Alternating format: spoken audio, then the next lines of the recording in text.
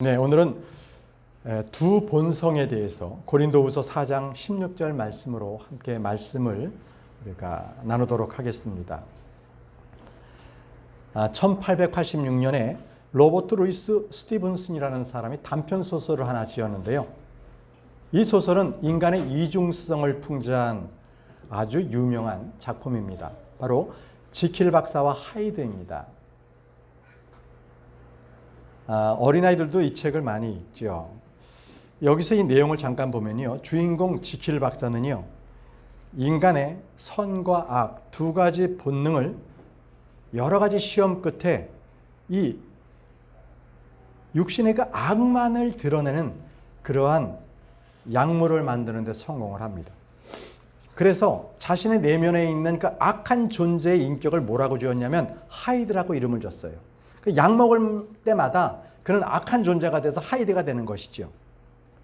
약효가 떨어졌을 때는 그냥 평범한 지킬 박사가 되는 것이었고요. 그런데 이 지킬 박사는요, 자기가 이 악한 인격인 하이드라는 것을 발견했다는 것에 대해서 너무나 그것에 즐거움을 느껴서 그만 그 약을 맹신하고 말았어요. 그래서 평상시에는 자기의 어떤 사회적인 지위 때문에 못하던 그러한 체면 때문에 못하던 그러한 일탈들을 막 범하기 시작했어요. 그렇지만 중요한 것은 두 가지의 그 본성은 있었지만 그러나 항상 그 마음의 기억, 공유되는 것은 같다는 거였어요. 아무리 그 하이드가 이 범한 나쁜 짓을 할지라도 나중에 지킬 박사가 되었을 때도 그 나쁜 짓은 그대로 자기 생각 속에 남아 있었던 거죠. 근데 시간이 지날수록 자기 내면의 그 하이드를 통제할 수 없게 됐어요. 자꾸 그 약을 먹었기 때문에 그랬죠. 그랬더니 어떻게 됐냐면 처음에는 조그만 경범죄를 저질렀어요. 그 우리나라 말에도 왜 바늘도둑이 소도둑 된다 그러잖아요. 그러니까 처음에는 약한 경범죄를 저지르면서 기쁨을 느끼다가 그것이 점점 심해져서 나중에는 그만 살인까지 저지르게 됩니다. 그래서 결국 이 소설의 마지막은 자살로 끝나요. 우리 어린이아이들도 이거 읽어봤나요? 이 동화책? 바로 그렇게 나온 이야기예요. 자, 지금 이중인격이라는 거죠. 인격이 두 개가 있는 거예요. 근데 그 이중인격이 이 소설 속에만 있는 것이 아니라 바로 성도들에게도 있다는 거예요. 오늘 읽었던 겉사람, 속사람. 겉사람이라는 것은 육신에 속한 사람. 속사람은 새로 거듭나서 영에 속한 사람. 그러니까 두 가지의 이 속성, 두 가지의 이 본성이 내 안에 있다는 거예요. 자, 사람은요, 혼을 중심으로 이렇게 사람을 나눌 때 혼을 중심으로 겉에 있는 육신적인 사람을 겉사람이라고요. 겉사람이라고 하고 혼을 중심으로 그 안에 있는 영에 있는 사람, 그 영에 있는 사람을 속사람이라 그래요. 겉사람과 속사람으로 나눕니다. 그리고 태어날 때 받은 육신적인 그 사람, 그거를 옛사람이라고 그러고요. 다시 거듭나서 받았다면, 재창조되었다면 그 사람은 새사람이라고 해요. 그 새사람은 그리스도에 속한 사람, 옛사람은 원래 있었던 본성적인 사람, 이렇게 말을 합니다. 겉사람과 속사람, 옛사람과 새사람, 이렇게 나눈다. 내 안에 그런 사람이 있다라는 것이죠. 그러면 이 본성에 속한 사람은요, 아담의 본성, 그 기질, 성품, 그런 운명 등을 그대로 물려받은 사람을 본성에 속한 사람이라고 말합니다. 근데 문제는 이 본성에 속한 사람은 하나님의 영의 것들을 받아들일 수가 없어요. 그래서 그들은 자기가 보고 배운 것들에 지식이 충만해서 그런 것들이 최고라고 여기고요. 도리어 하나님의 것들, 영적인 것들을 말을 하면 그것은 저급한 거야. 그건 과학적이지가 않잖아. 이러면서 무시합니다. 그게 바로 본성에 속한 사람이에요. 고린도전서 2장 14절 말씀 보세요. 고린도전서 2장 14절에 본성에 속한 사람을 이렇게 말합니다. 그러나 본성에 속한 사람은 하나님의 영께 속한 것들을 받지 아니하느니라. 이는 그것들이 그에게는 어리석음이 되기 때문이요 그는 그것을 알 수도 없으니 그것들은 영적으로 분별되기 때문이라. 보세요. 이 본서적인 사람은 하나님의 영께 속한 하나님의 말씀이나 하나님을 찬양하거나 하나님께 기도하는 것을 도저히 납득할 수가 없는 거예요. 왜냐하면 그건 영에 속한 것이기 때문에 육에 속한 본성에 속한 사람은 그것을 알 수가 없어요. 말씀이 그런 거예요. 지금 그들은 영적으로 분별되기 때문으로 결코 하나님의 것을 영에 속한 것을 알 수 없다라고 말씀을 합니다. 그래서 영이 거듭나지 않은 사람의 특징은요, 하나님의 진리의 말씀을 들어도 어리석게 들리고요, 이상하게 들리고요, 그리고 우리가 믿는 하나님을 일반 종교 중에 하나라고 여깁니다. 그들은 십자가의 진리, 그리고 우리를 구속함, 이런 것들에 대해서는 그들은 멸시합니다. 우리 오전에도 카인에 대해서 공부했는데 바로 이런 사람들이 카인과 같은 사람이에요. 본성에 속한 사람입니다. 이들은 종교적인 행위를 하죠. 아무리 그들이요 지적으로 생활하고 예의 바르게 산다 할지라도 그는 죄의 종일 뿐이 없어요. 그냥 마귀의 종이에요. 육신에 따라 사는 사람들입니다. 그래서 그들은 부패한 마음과 그 본성의 지배를 받고 살아가는 사람들을 말하고 있습니다. 자, 아무리 거듭나지 않은 사람들이 잘 배우고 또 그럴싸하게 치장을 한다 할지라도 그들의 교육을 받은 것과 그들이 갖고 있는 어떤 예술적인 면과 그들이 가지고 있는 재물적인 것이 그들의 죄악을 가려주지는 못해요. 그래서 그건 잠시 자기들이 갖고 있는 그러한 것들은 무화과 나무 잎처럼 시들고 맙니다. 그래서 본성에 속한 사람, 그러면 그거는요, 죄가 자기를 통제하는 사람을 말합니다. 그걸 본성에 속한 사람이라고 말해요. 본성에 속한 사람은 결국 하나님의 진노 아래 있고요, 율법의 저주 아래에서 죄 가운데 그냥 살다가 영원한 지옥 형벌로 들어가는 사람을 바로 본성에 속한 사람이라고 말합니다.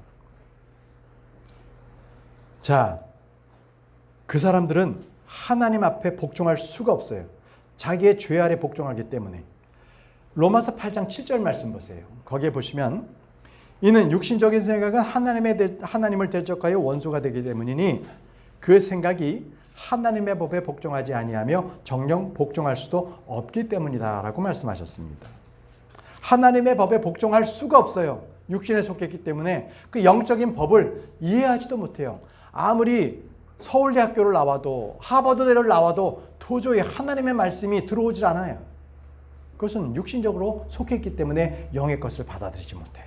그것은 나이가 아무리 들어도, 나이가 아무리 어려도 그것은 똑같습니다.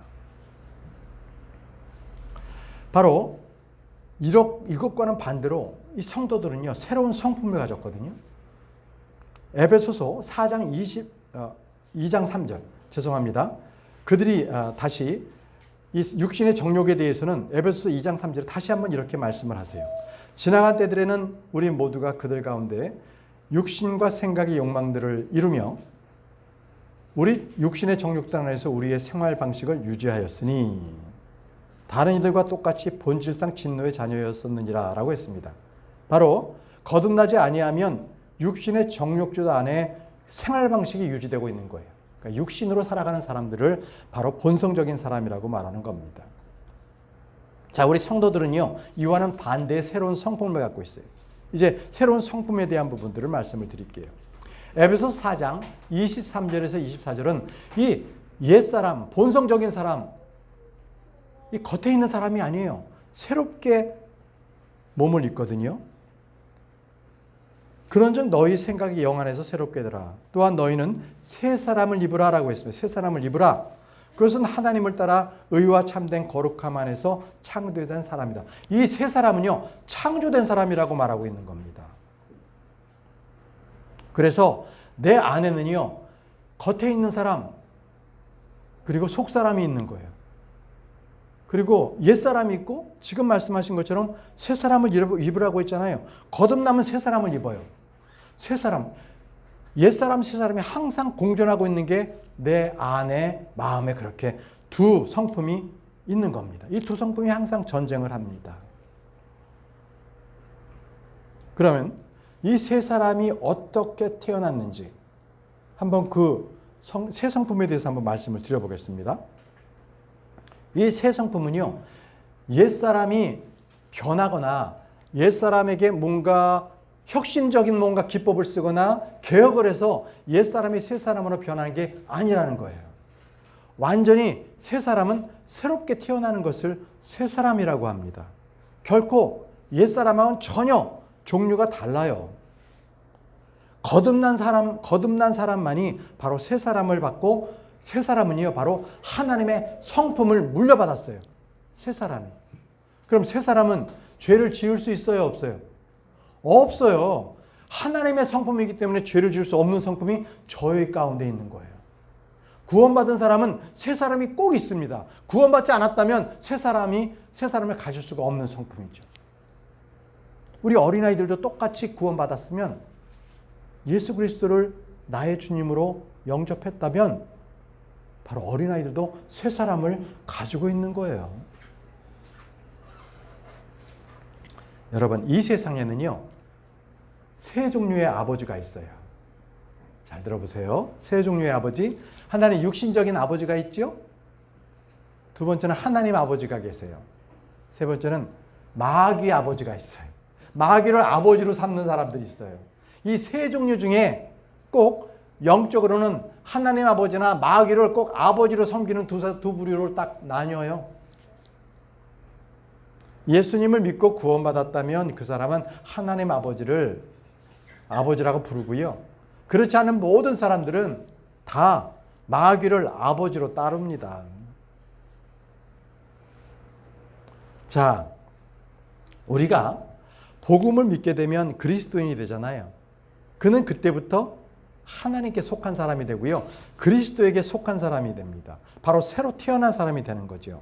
그때부터 그는 하나님의 성품을 따라서 그 권능에 참여하는 사람이 된다라는 겁니다. 그래서 새롭게 거듭나면서부터 영이신 하나님을 경배할 수 있어요. 만약에 믿지 않는 사람이 그냥 교회에 와서 예배를 드린다고 생각을 해보세요. 예배가 무엇을 하는지 전혀 모를 겁니다. 하나님을 경배하는 건지도, 영으로 하나님을 경배하는 건지도 몰라요. 영적인 복들을 받아 누릴 수 있는 것들도 모르는 거고요. 그래서 우리는요, 본성에 속한 사람이 바로 영에 속한 사람으로 이렇게 변하는 것은 딱 한 가지 방법이 있어요. 딱 하나. 돈을 아무리 벌고 지식을 아무리 쌓아도 그 방법은 못하는데, 본선적인 사람, 육신적인 사람이 영적인 사람으로 되는 딱 한 가지 방법은 주 예수 그리스도를 믿으면 그는 바로 영적인 사람이 되는 겁니다. 아주 간단합니다. 여기에는 뭔가 자기의 노력이 필요 없어요. 뭐 고행을 하거나 수행을 하거나 뭐 40일 기도를 해도 기도를 해야만 구원받는 게 아니라는 거죠. 예수 그리스도를 믿기만 하면 돼요. 그래서 항상 바로 예수 그리스도를 통해서, 그 십자가를 통해서만 되는 겁니다. 그래야 새롭게 되는데, 에베소서 2장 14절에서 16절에 이렇게 말씀하십니다. 이는 그분께서 우리의 화평이시요 양쪽 모두를 하나로 만드시고 우리 사이를 나누어 놓은 중간벽을 허물어 내신 분이시기 때문이라.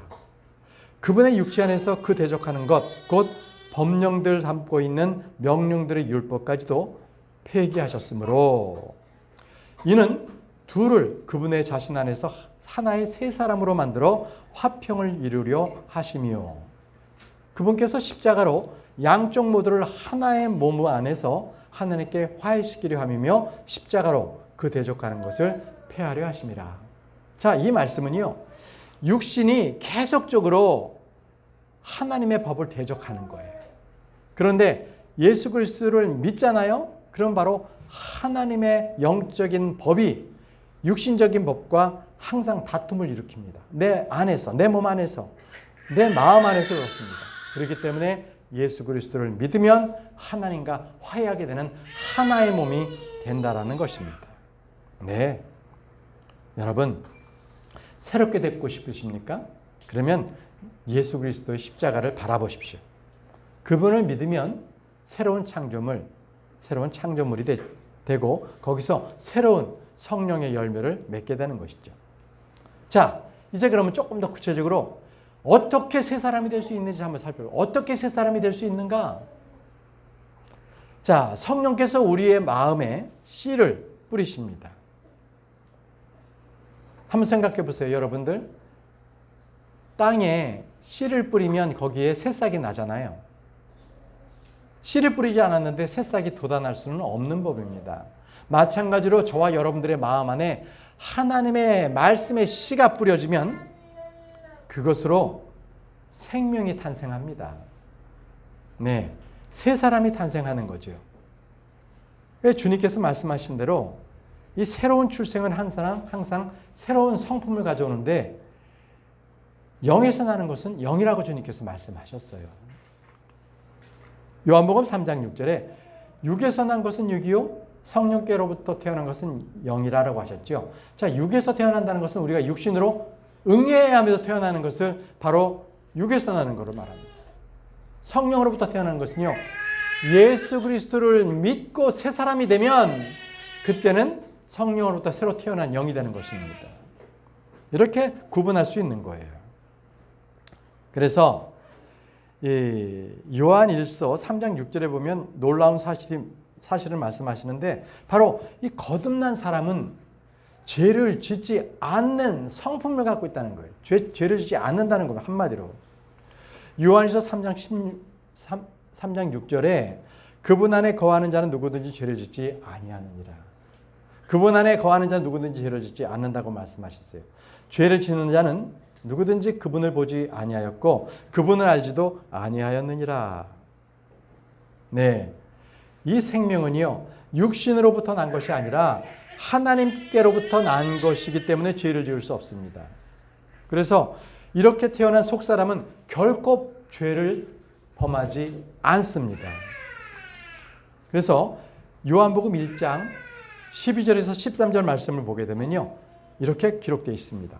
그러나 그분께서는 그분을 받아들이는 자들에게 다 하나님의 아들들이 되는 권능을 주셨으니 곧 그분의 이름을 믿는 자들에게 아니라 그들은 혈통으로 태어난 것도 아니요 육신의 뜻에서 태어난 것도 아니며 사람의 뜻에서 태어난 것도 아니니 오직 하나님께로부터 태어난 자. 오직 하나님께로부터 태어난 자들은 죄를 짓지 않는다는 겁니다. 여러분들 안의 성품에는요 거듭난 성품이 있는데 그 성품은 결코 죄를 짓지 않습니다.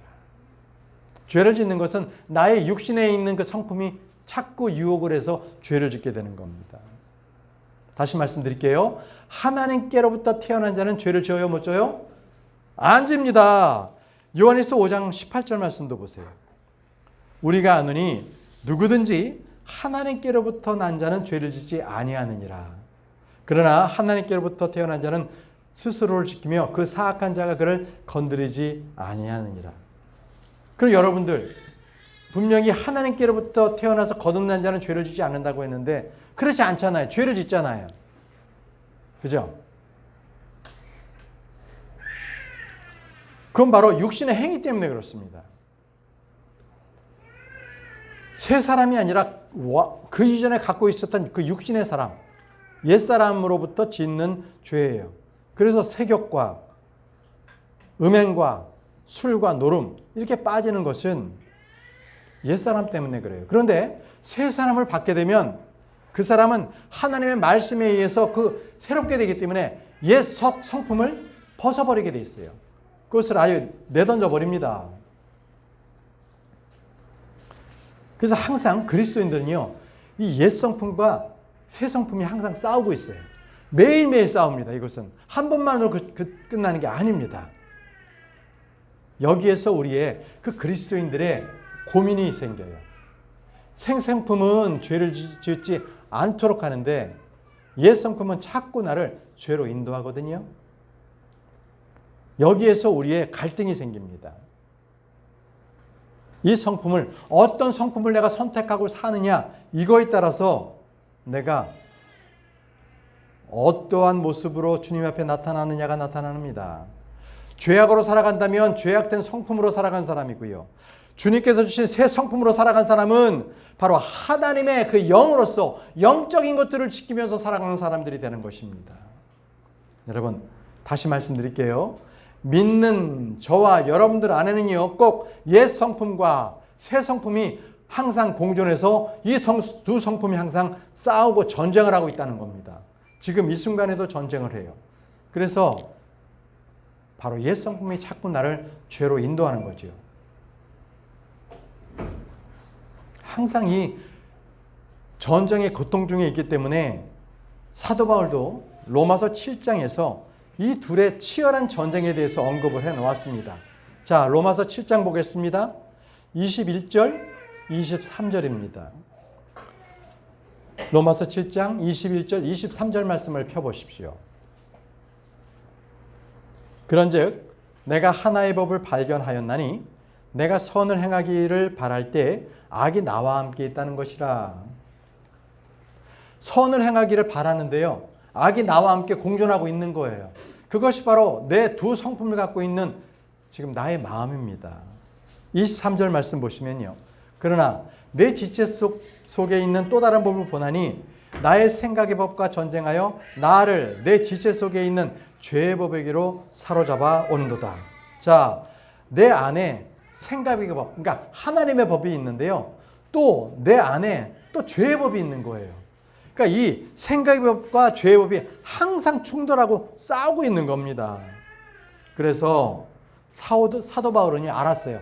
아, 내가 구원받은 이후에 나의 이 생각의 법을 항상 죄의 법이 항상 나를 유혹하는구나. 그래서 어떻게 하면 육신적으로 살지 않는가, 이거에 대해서 그는 이미 체험했던 것입니다. 이는 성령께 나를 내어드리는 거예요. 그리고 나를 완전히 성령님께서 통제할 수 있도록 그렇게 만들어 드릴 때에 나는 죄의 법과 이 하나님의 법 안에서 싸움을 그치게 됩니다. 어떨 때요? 나를 성령께 내어 드릴 때 나는 더 이상 갈등하지 않아요. 죄의 법을 안 따르기 때문에.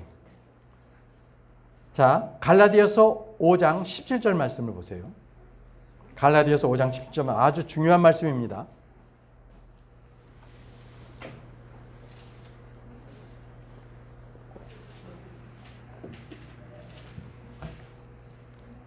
자, 읽겠습니다.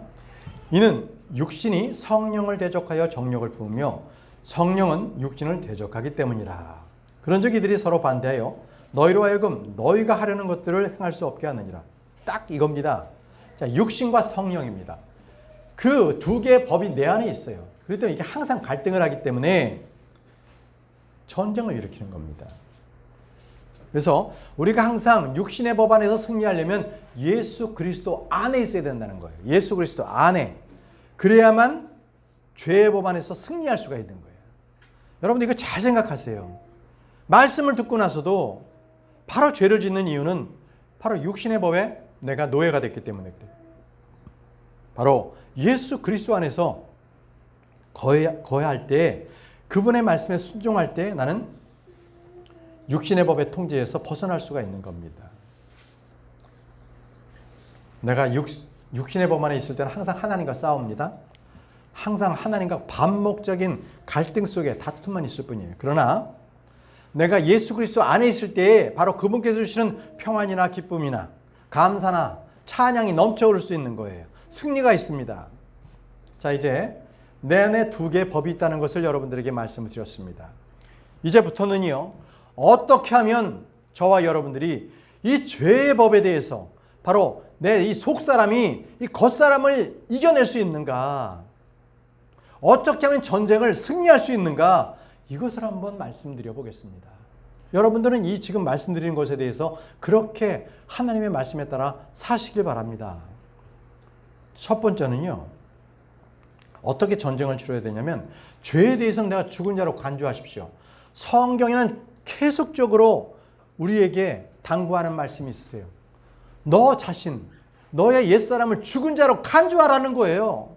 로마서 6장 11절에서 12절 말씀에 마찬가지로 너희도 너희 자신을 정녕 죄에게는 죄에게는 죽은 자로 간주하되 우리 주이신 예수 그리스도를 통하여 하나님께는 산 자로 간주하라.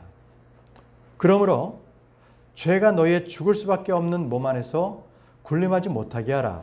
이는 너희로 하여금 그 몸의 정욕들 안에서 죄에게 순종하지 못하게 하람이라.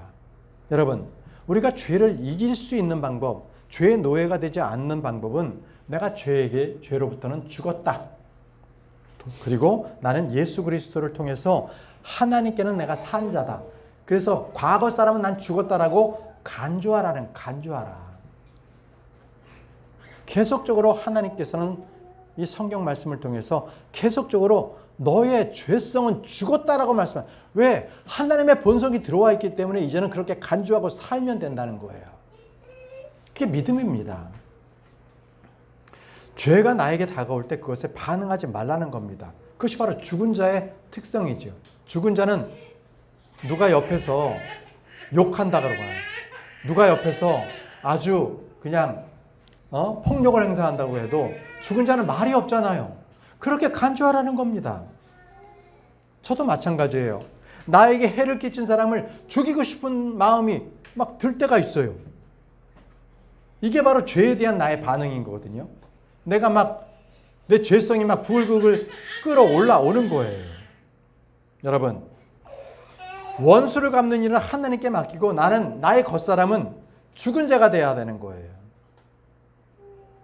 음란함이나 그 어떤 모든 죄들도 마찬가지로 그것에 대해서는 우리는 그 자리를 피해야 되는 법들이 또 있어요. 자, 죄에 대해서는요, 우리가 살지 않았다는 것을 로마서 6장 2절에 말씀하세요. 하나님께서는 금하시기를 바라노라. 죄에게 죽은 우리가 어찌 죄 가운데 살겠느냐. 우린 죄에 대해서 죽은 자라는 겁니다. 이걸 계속적으로 말씀을 하십니다. 그래서 여러분, 죄의 유혹이 몰려올 때마다 매일매일 매 순간 여러분들은요, 항상 기억하십시오. 항상 기억하세요. 나의 옛사람, 죄에 대해서는 나는 죽었다. 그래서 사도 바울이 자신은 매일 죽었다고 고백하고 있습니다. 고린도전서 15장 31절에 그리스도 예수 우리 주 안에서 내가 가지고 있는 너희에 대한 큰 기쁨으로 단언하노니 나는 매일 죽노라. 나는 매일 죽는다는 거예요. 왜 매일 죽습니까? 매일 장사 지내는 이유가 왜요? 옛사람에 대해서는, 죄에 대해서는 나는 매일 죽었다고 얘기하는 거예요. 그럼 죄를 짓지 않습니다. 새 사람이 남아있기 때문에, 새 사람으로 살기 때문에 죄를 짓지 않는다고 말하고 있습니다.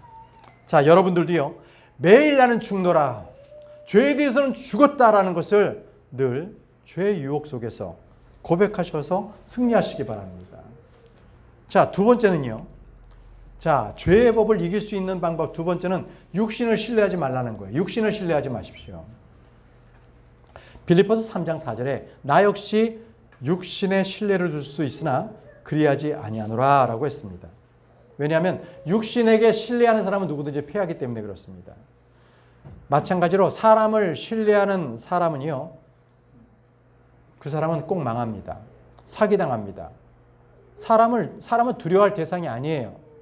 사람은요, 우리가 사랑을 해야 될 대상이지 믿는 대상이 아닙니다. 믿음은 오직 하나님만 믿으십시오. 로마서 8장 13절에 이는 만일 너희가 육신을 따라 산다면 너희는 죽을 것이기 때문이라. 육신을 따라 사람의 보는 모습, 겉모양을 보고 그 사람을 믿고 인격 좋다고 쫓아갔다가는 다 멸망의 길로 간다는 거예요. 그러나 만일 너희가 성령을 통해 몸의 행실들을 죽이면 너희는 살리라. 성령을 따라 살라고 말씀하십니다. 육신을 신뢰하지 말라라는 거예요. 성령은요, 우리의 속사람을 항상 승리 가운데 인도하시는 분이십니다. 성령의 열매, 하나님의 열매를 맺게 하시는 분이십니다. 여러분, 딱 한 가지입니다. 여러분들께서 육신과 손잡고 삽니까? 그러면 패망의 길로 가시는 거예요. 그러나 성령과 손을 잡고 단다면 그에게는요, 마귀와 싸워 이길 능력을 부여받고 승리하는 삶을 사는 것입니다. 자, 세 번째입니다. 어떻게 하면 우리가 육신을 이길 수 있습니까? 바로 여러분 자신을 하나님께 드리시면 됩니다. 여러분 자신을 하나님께 드리세요. 이것은요, 성도의 삶에 있어서는 아주 적극적인 부분입니다. 스스로 죽은 자로 여기는 동시에 자기 자신을 하나님께서 사용하실 수 있도록 자신을 도구로 내어드리는 겁니다. 그럴 때 승리가 있어요. 로마서 6장 13절 말씀 보시면요. 또한 너희는 너희 지체들을 불의의 도구들로 죄에게 내어주지 말라. 오직 죽은 자들로부터 살아난 자들로서 하나님께 너희 자신을 내어드리고 너희 지체들을 하나님께 의의 도구들로 내어드리라. 하나님께 너희 자신을 내어드리라고 말씀하십니다. 여러분, 이렇게 해보셨나요? 꼭 그렇게 하세요. 주님, 저는 하나님의 것입니다. 저는 성령님의 전입니다. 그러니 제가 더럽고 불순하고 악한 것들이 내 마음속에서는 나는 죽게 없어서 나는 그 죄에 대해서는 죽었습니다. 주님, 이제 주님의 그 성령으로서 저를 인도해 주십시오 하고 내 자신을 하나님께 내어 드리시기 바랍니다. 그랬을 때 우리는요, 항상 주님께서 주시는 그 성령의 힘으로 기쁨으로 살아갈 수가 있습니다. 자, 네 번째입니다. 네 번째는요, 우리 육신에게 기회를 주지 말아야 합니다. 이건 아주 간단한 겁니다. 로마서 13장 14절 말씀에 오직 너희는 주 예수 그리스도를 옷 입으라고 합니다. 옷 입는다라는 것은요, 예수 그리스도를 옷 입으라는 것은 육신을 죽여라는 거예요. 겉사람을 이제는 새 사람으로 갈아입으라는 겁니다. 그리고 육신의 정욕들을 실현하라고 육신을 위해 기회를 제공하지 말라. 자, 육신을 위해 기회를 주지 말라는 것입니다. 그러니까 육신을 굶겨 죽이라는 겁니다. 자꾸 옛사람으로 살면 이 육신이 살아나요. 그런데 육신에게 죄를 질 수 있는 그 빌미를 주지 않는다면 육신은요, 죽어버리고 맙니다. 왜? 그가 기아 상태가 돼서 죽습니다. 항상 선한 일을 도모하시면 됩니다. 만일 여러분들이 전쟁의 대상인 그 육신에게 항상 기회를 주고 육신에게 힘을 주고 그러면 항상 육신에게 패하는 그러한 하나의 단서를 제공하는 것밖에 없습니다. 여러분, 우리는 그래서요, 죄에 대해서는 아예 도망치십시오. 죄를 아예 짓지 않는 그 환경을 만드세요. 그래서 우리의 주변에 있어서 정말 죄와 관련되는 것들, 이런 것들이 있다면 그런 걸 정리하고 치워버리기 바랍니다. 버리세요. 여러분, 음욕에 대해서 다윗과 요셉이 어떻게 처신했는지를 잘 보시기 바랍니다. 다윗은요, 밧세바를 봤을 때 그는 음욕을 품었고 계속 뚫어지게 봤어요. 결국은 밧세바를 왕궁으로 들여보냈죠.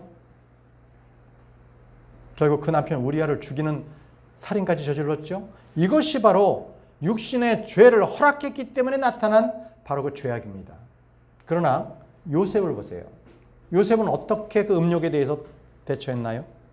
그는 포티발이라고 우리는 이제 원어대로 썼는데, 이 포티발의 아내가 자꾸 유혹을 하자 자기 겉옷을 빼앗겨 가면서 그는 도망쳐 버렸습니다.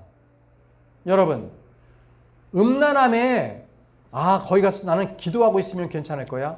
거짓입니다. 그럴 수 없어요.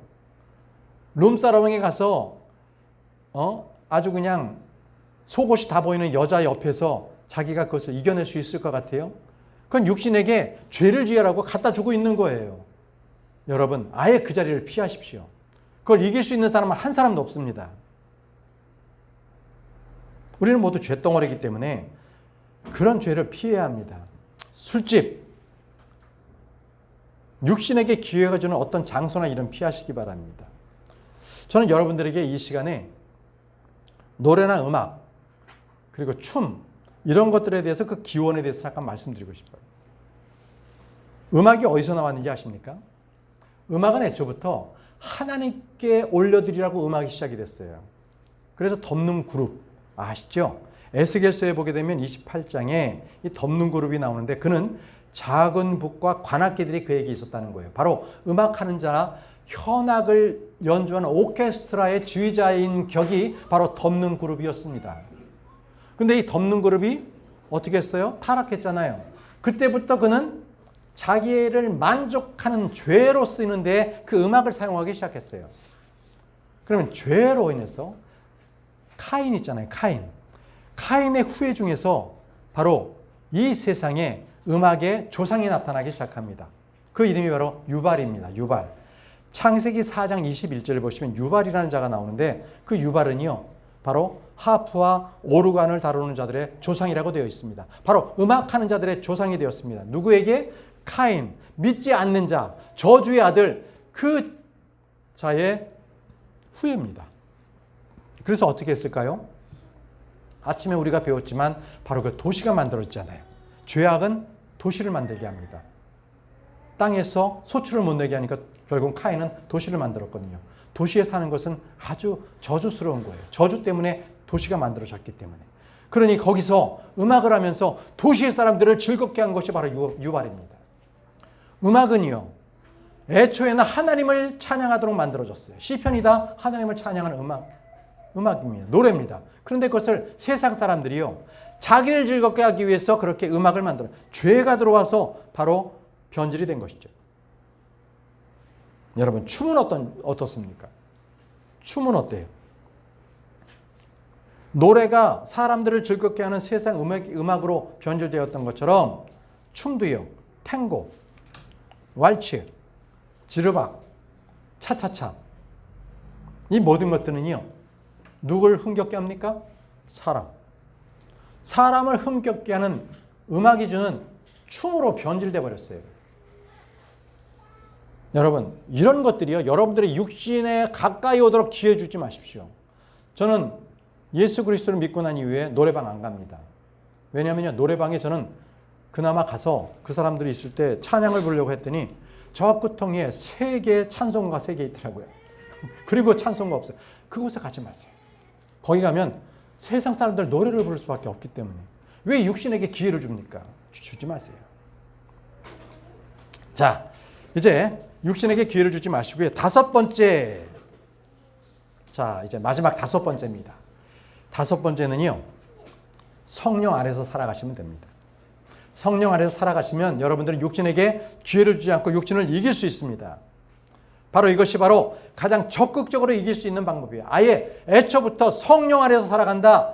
갈라디아서 5장 16절 말씀에 그런즉 내가 이것을 말하노니 성령 안에서 살아가라. 그리하면 너희가 육신의 정욕을 이루지 아니하리라. 자, 주님께서 약속하셨습니다. 성령 안에서 살아가라. 그리하면 너희가 육신의 정욕을 이루지 아니하리라 라고 하셨습니다. 네, 육신을 따라 살지 아니하고 육신을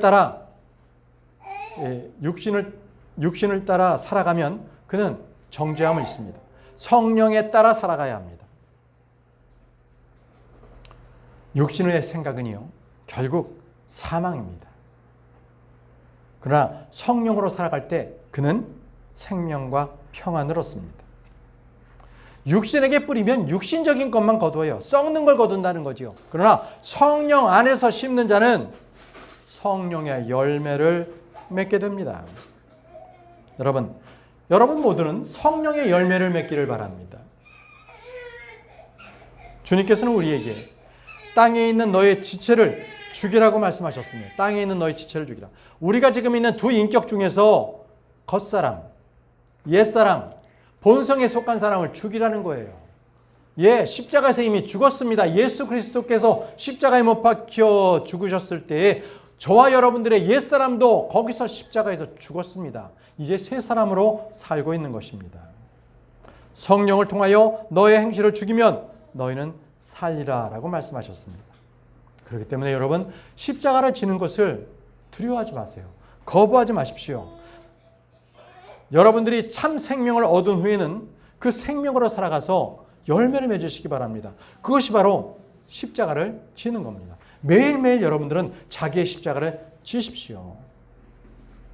죽은 사람의 십자가를 지고요, 살아있는 사람으로 살아가는 것, 그것이 바로 여러분들이 십자가를 지고 살아가는 것입니다. 이제 말씀을 정리하겠습니다. 우리의 겉사람은요, 항상 썩어집니다. 썩습니다. 그러나 우리의 속사람은 날마다 새로워집니다.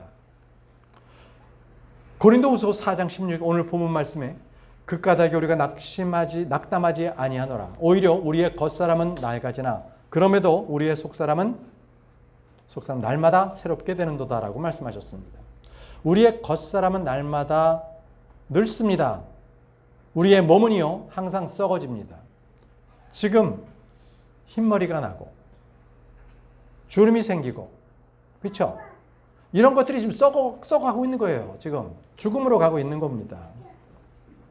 그렇지만요 우리 중요한 건 이 육신의 몸이 썩든지 늙든지 주름이 지든 관심 갖지 마세요. 우리의 속사람은 도리어 날마다 새로워지라는 것입니다. 어떻게 새로워집니까? 그것은 우리의 영이 거듭나서 늘 주님과 함께 한 영이 되면 됩니다. 주님과 한 영이 되면 한 영이 되면 그때부터 우리의 속사람은 계속적으로 새로워지는 겁니다. 늙지 않습니다. 속사람은 썩어지지 않는 것이지요. 여러분, 저는요 여러분들이 지금 입고 있는 그 이 육신의 몸 이거 신뢰하지 마십시오. 결국 주님께서 다시 오실 때에 이 육신의 몸을 벗어버립니다. 그리고 우리는 저 영적인 몸을 그때 입게 되는 것이죠. 그때까지만 잠시 입고 있는 겁니다. 우리의 겉사람은 약해질 수밖에 없어요. 그러나 우리의 속사람은 날마다 강건해져야 합니다. 에베소서 3장 16절 말씀인데요. 이는 그분께서 자신의 영광에 부유하심에 따라 속사람 안에 계신 그분의 영에 의하여 너희가 막강함으로 강건하게 되는 것을 허락해 주시기를 기도하려 함이라. 자, 속사람 안에 계신 그분의 영이라고 하셨습니다. 여러분들의 그 속사람에는요 성령님께서 와 계세요. 죄를 지을 수 없는 성품이 있다는 것입니다. 여러분의 속사람으로 사시기 바랍니다. 그럴 때 우리는 승리합니다. 육신을 입고 이 땅에 사는 날 동안에도 우리는 승리할 수 있어요. 승리하는 그 사람들에게 주님께서는 보상과 상급을 주시겠다고 약속을 해주신 것입니다. 여러분, 우리가 이 땅에서 믿음으로 산다는 것은 이스라엘 백성들이 바로 가나안 땅에 들어가서 그 땅을 정복하고 그 땅에서 다스리고 사는 것과 똑같은 우리는 인생을 살아갑니다. 우리 몸속에도요 옛 성품이 계속적으로 들고 일어나는 거예요. 살아나는 거예요. 그걸 계속적으로 죽이십시오. 날마다 죽이십시오. 그래야만 속사람이 더욱더 풍성하게 열매를 맺게 되는 것입니다. 여러분, 이 땅에 사는 동안에 우리가 육신 가운데 살면서도 우리가 바로 그 육신 가운데 살지 않는 그 삶의 특권이라는 걸 아십니까? 그건 그리스도인에게만 주어지는 특권이고 의무입니다. 그 어느 누구에게도 이러한 특권을 주시지 않았어요. 육신의 몸을 이기십시오. 그리고 새로운 사람으로 사시기 바랍니다. 바로 성령 아래서 살아가는 여러분들이 되시기를 바랍니다. 그렇게 해서 우리가 예수 그리스도를 마주하는 그날에 우리가 승리하는 모습으로 주님 앞에 서는 저와 여러분들이 되시기를 바랍니다. 네, 자, 다 같이